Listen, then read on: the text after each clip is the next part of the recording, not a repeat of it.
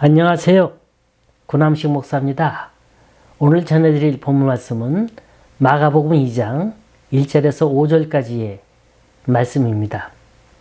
수일 후에 예수께서 다시 가버나움에 들어가시니 집에 계시다는 소문이 들린지라 많은 사람이 모여서 문 앞까지도 들어설 자리가 없게 되었는데 예수께서 그들에게 도를 말씀하시더니 사람들이 한 중풍병자를 4사람에게 메워가지고 예수께로 올세 무리들 때문에 예수께 데려갈 수 없으므로 그 계신 곳에 지붕을 뜯어 구멍을 내고 중풍병자가 누운 상을 달아내리니 예수께서 그들의 믿음을 보시고 중풍병자에게 이르시되 작은 자야 네 죄사함을 받았느니라 하시니 어느 우버 택시기사의 하루 일과입니다. 새벽 6시 하루의 첫 출발을 알리는 시간입니다. 차를 몰고 거리로 나가 스마트폰 디바이스를 켜놓으면 쨍 하고 울립니다. 나를 어서 픽업하라는 신호죠. 그럼 열심히 GPS가 알려주는 대로 달려갑니다. 가보니까 간호사 유니폼을 입고 있어요. 운전자들이 제일 애를 먹는 게 목적지를 정확하게 정해주지도 않고 또 어디 숨었는지 도무지 나타나질 않는 겁니다. 그럼 서로가 어디 있는지 찾느라고 진땀 빼고 시간을 허비합니다.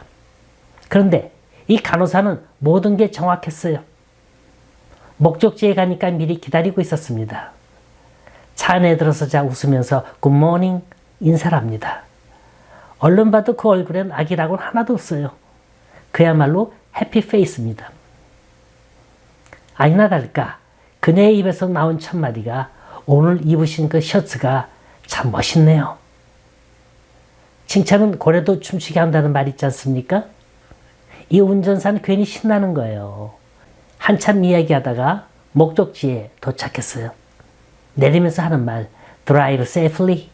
오늘도 안전히 운전하세요. 그러면서 1불짜리 2장을 손에 쥐어쥐고 내립니다. 이 사람이 그날 첫 손님이거든요.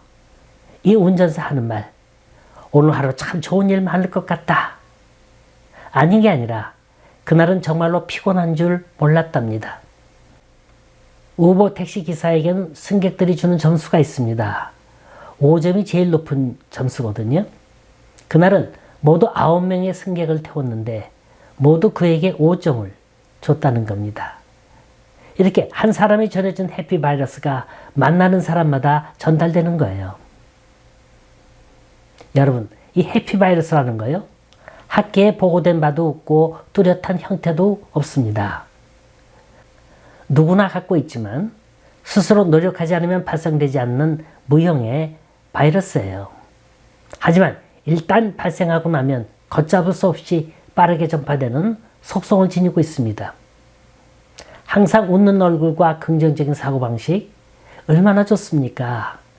상대방에 대한 친절과 배려, 이거 아무나 할 수 있는 거 아니에요. 아마 누구나 한 번쯤 이 해피바이러스에 전염되어 본 경험이 있을 겁니다. 얼굴만 봐도 기분 좋고 전화 목소리만 들어도 반갑고 생각만 해도 하루가 즐거워지는 그런 사람. 굳이 사랑하는 사람이 아니더라도 우연히 마주친 낯선 사람이라도 행복을 느낄 수만 있다면 그게 바로 해피바이러스 복균자인 겁니다. 우린 누구나가 다 해피바이러스가 될 수 있습니다.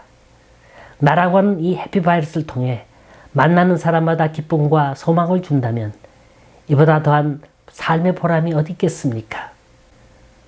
오늘 본문은 해피바이러스를 지닌 4명의 친구를 소개합니다.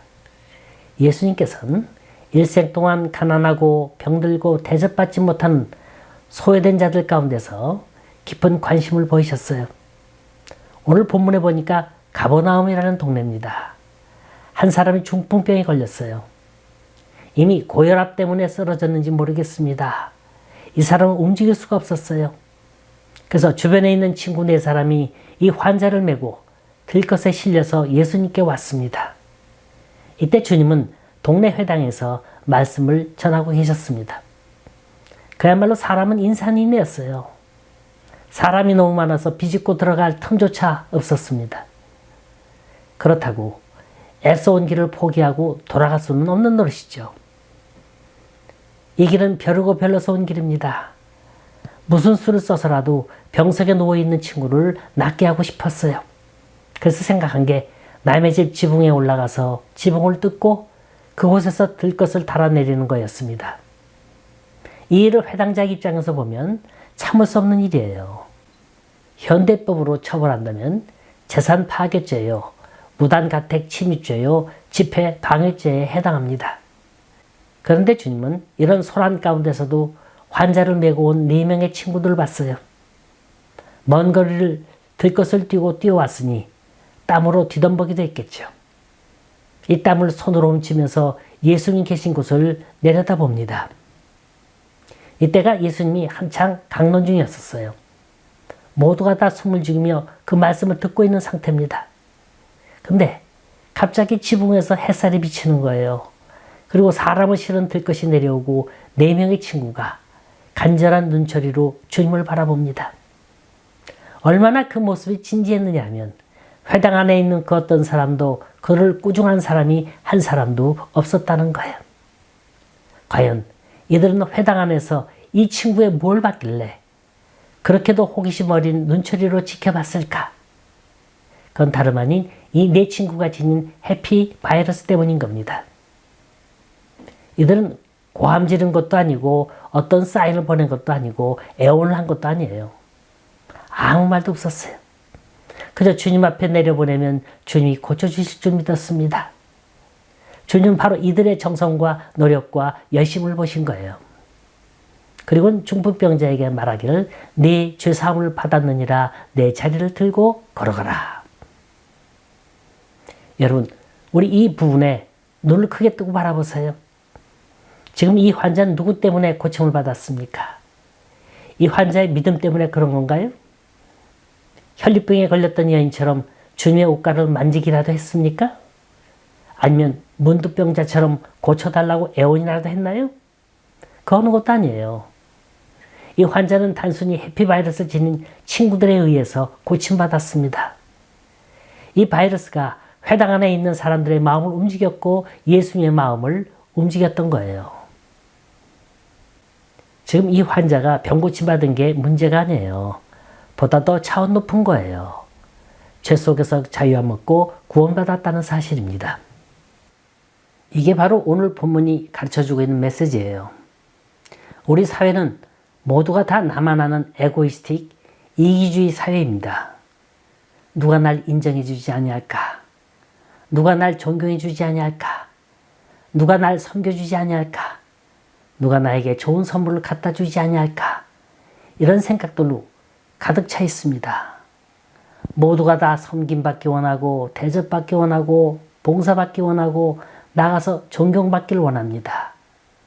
그러나 정녕 섬기는 자가 없고 사랑하는 자가 없고 봉사하는 자가 없고 관심을 가져다 주는 자가 없기 때문에 우리 삶의 현장엔 미움, 갈등, 허무, 시기, 질투의 회오리바람이 끊이질 않고 있는 겁니다. 기독교는 사랑의 종교입니다. 관심의 종교예요. 내 주변에 누가 있느냐, 이웃에 누가 있느냐에 따라 정신적인 중풍병자, 육체적인 중풍병자가 고침받을 수 있고 죄에서 사함받을 수 있고 영원한 생명을 보장받을 수 있는 겁니다. 어느 날 거리를 지나가는 톨스토이에게 한 거린이 길을 막고 구호를 합니다. 톨스토이는 이 거린에게 뭔가 주고 싶었어요.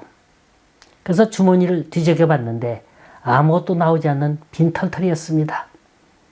그래서 미안한 생각이 들어서 이 거린의 손을 잡고 형제여, 지금 내가 가진 거라고는 아무것도 없어. 정말 미안하오. 이 말을 듣던 거린이 뭐라고 그랬을까요? 아닙니다, 선생님. 나는 이것으로 충분합니다. 선생님 같은 전자는 분이 내 손을 잡고 날 형제라 불러주시지 않았습니까? 전 이 말 한마디면 족합니다. 여러분, 다정한 말 한마디라도 관심 어린 말이라면 거기엔 사랑이 흐릅니다. 주님은 내가 너희를 사랑한 것 같이 너희도 그렇게 사랑하라고 사랑의 모델을 제시해 주셨어요. 주님께서는 한 번도 자신에게 찾아오는 사람을 거절하신 적 없습니다. 주님을 찾아온 사람은 스스로 의롭다고 외치던 바리새인, 사두개인들이 아니었어요. 오히려 그 반대였습니다. 하늘 아래 머리 들고 살 수 없었던 죄인 중의 죄인들이 주님 곁으로 모여들었습니다. 그래도 주님은 그게 좋았어요. 무조건 용납했어요. 70번씩 7번이라도 용서해 줬습니다. 사랑은 용납이에요. 마음을 열고 받아들이는 것, 분명히 무례한 행동인 줄 알면서도 관용으로 덮어주는 것, 이게 사랑인 거예요. 우린 이웃을 향해서 정죄하고 비판해서는 안 됩니다. 또 아픔과 상처로 누워있는 중풍병자를 쳐다봐서도 안 되고 손가락질 해서도 안 됩니다. 우린 저들과 더불어 살아야 합니다. 저들의 이웃이 되줘야 합니다. 바로 나로 인해서 저들이 구원받아야 되고 저들이 치료를 받아야 하지 않겠습니까? 우리 믿는 사람들이 누리는 궁극적인 기쁨이 뭡니까? 나 때문에 당신이 행복을 느끼고 나 때문에 그가 행복을 느낄 때 이게 참 기쁨이요 행복이 아니겠습니까? 우리나라 발라드 가수 변진섭이 나는 이런 사람이 되고 싶어요 라는 노래를 불렀어요. 그렇다면 우리는 어떤 사람이 되고 싶습니까? 자, 행복의 바이러스를 지닌 사람은 어떤 사람입니까?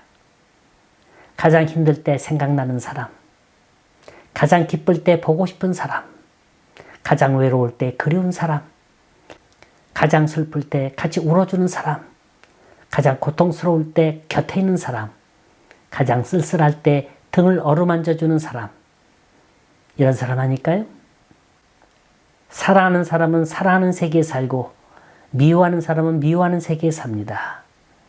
우리가 만나는 모든 사람은 바로 나의 거울인 거예요. 미워하는 것도 사랑하는 것도 모두 내 마음에서 일어나는 현상인 거예요. 우리는 상대방의 모습을 통해서 내 모습을 바라볼 수 있어야 합니다. 여러분, 행복이라는 게 별겁니까? 이게 다 내 마음속에서 일어나는 거라는 걸 알고 계세요? 가정소통 전문가 김대현 씨가 이런 말을 했어요. 행복한 삶을 살기 위해 어떤 노력을 해야 할까?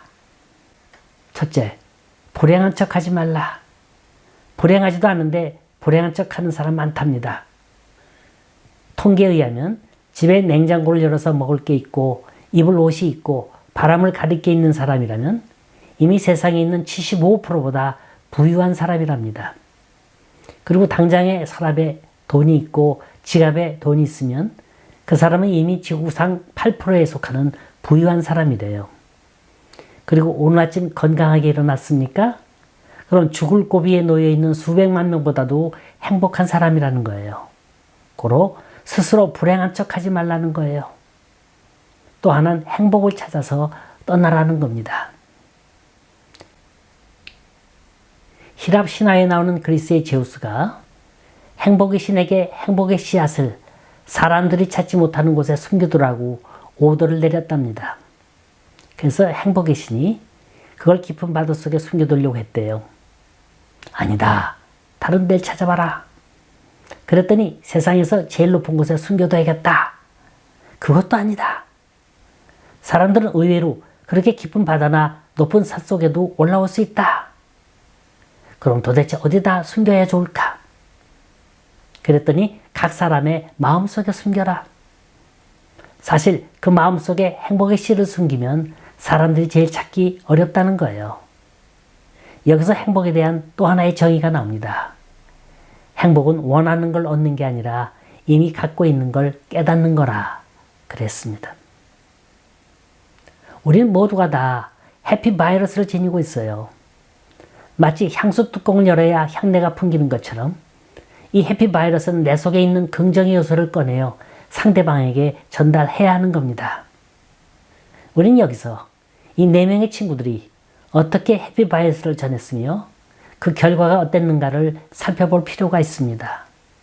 첫째, 우리는 그들의 이름도 성도 모릅니다. 이름도 빛도 없이 오직 친구 하나만을 위해서 그 친구가 예수님을 통해서 병 낫는 기적을 보기 위해서 한 마음으로 뭉쳤습니다. 그거면 다인 거예요. 더 바랄 것도 없습니다.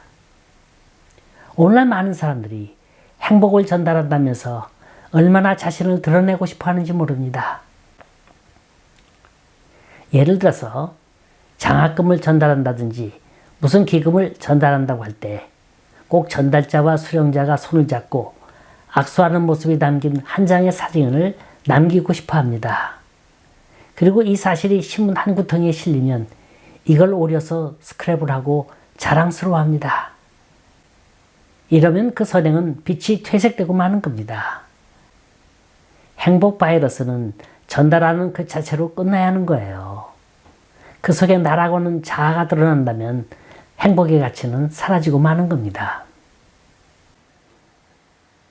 오래전 저도 택시 운전을 하면서요, 이런 분을 만난 적이 있습니다. 집에 도착하니까 노인네 부부 두 사람이 나오는 거예요. 할머니는 네 발 보행기를 의지해서 걷고 있었고 할아버지는 지팡이를 짚고 있었어요. 한마디로 두 사람 다 간신히 걸을 수 있는 상태였습니다. 문을 여닫고 오르내리는 시간만 2, 3분이 걸릴 정도로 손도 떨고 발도 떨었어요. 그 정도로 몸 상태가 정상이 아니었습니다. 어디 가시냐? 그러니까 요 근처 카이자병원에 가자는 거예요. 약을 타러 가야 하는데 가서 기다렸다가 다시 집으로 데려와 달라는 겁니다. 그런데 출발하는 그 순간부터 이상한 거예요. 할아버지는 운전석에 있는 앞자리에 탔고 할머니는 뒷자리에 탔어요. 전 문이 닫히는 걸 확인한 순간 출발하려고 하는데 이 할아버지가 버럭 소리를 지르는 거예요. 잠깐만 기다리라고. 영문도 모르고 망설이고 있었는데 이 할아버지가 자기 시트벨트를 채워달라는 거예요.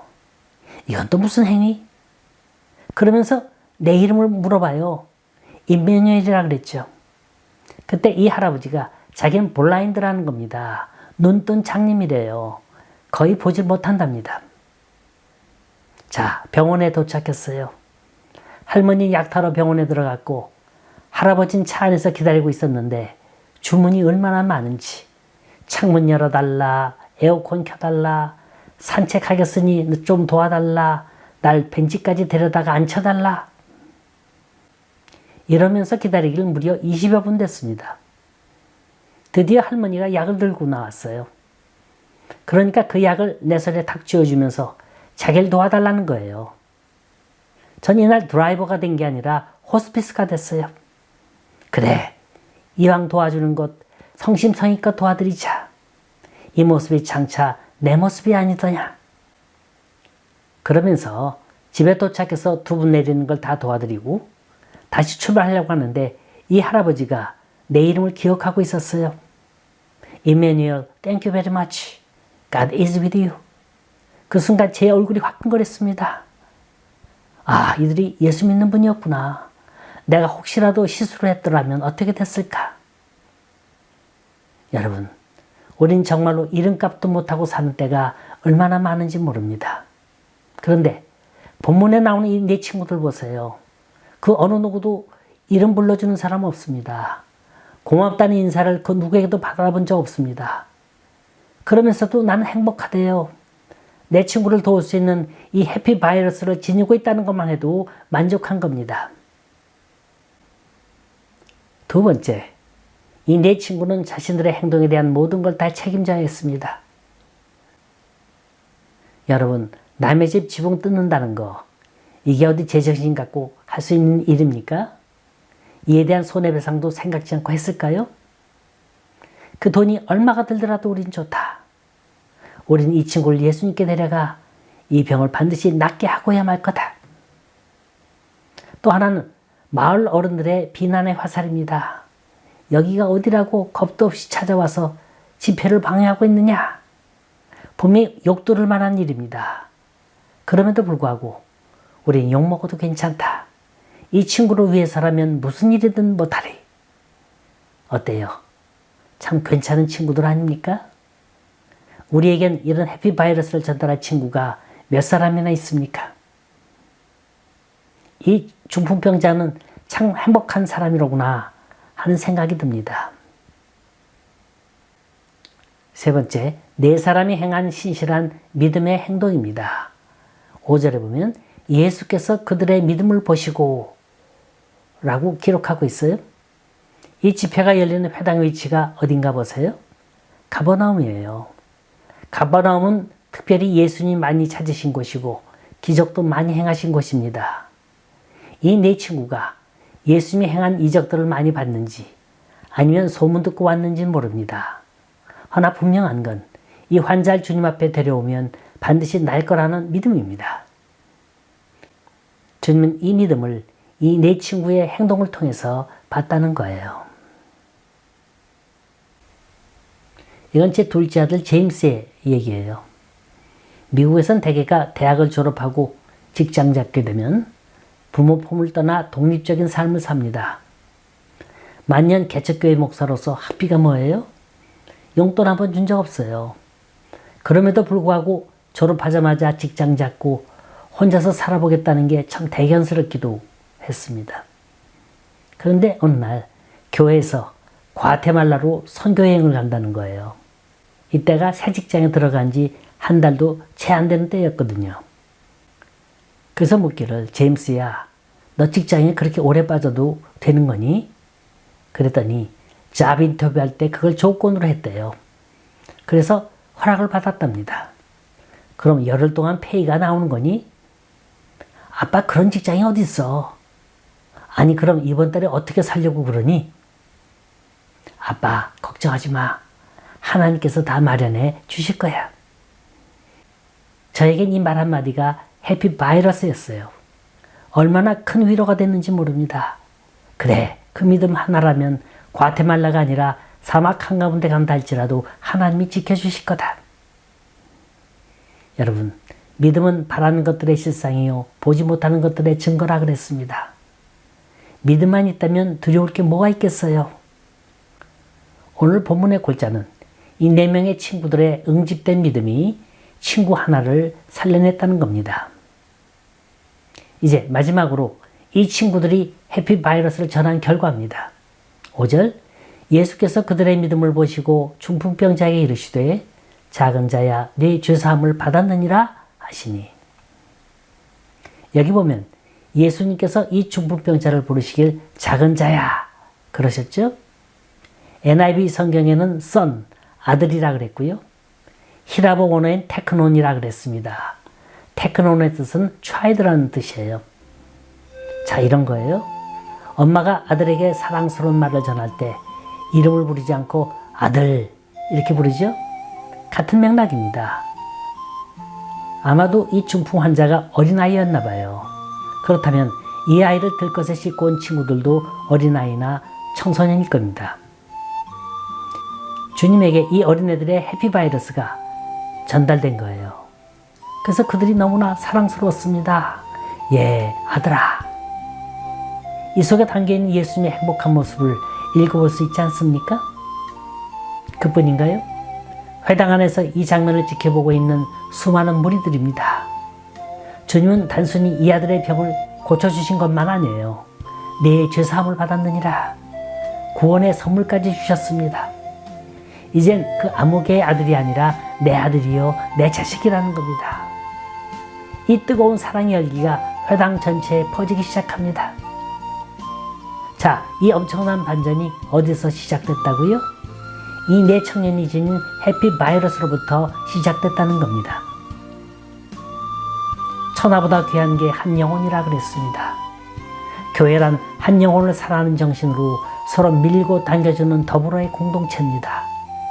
병든 환자가 실려있는 들것의 네 모퉁이를 잡고 서로 놓치면 떨어질사라 조심조심 균형을 이뤄나가는 게 교회의 참모습입니다. 여러분, 우리 이름이 알려지지 않아도 좋습니다. 빛이 나지 않아도 좋아요. 다만 내가 갖고 있는 그 사랑, 그 정성, 그 따뜻한 마음, 이게 해피바이러스가 되어서 한 영혼이 새로운 행복의 삶을 찾게 된다면 이보다 더 귀한 복은 없을 겁니다. 이 귀한 사명 잘 감당할 수 있기를 간절히 소원합니다.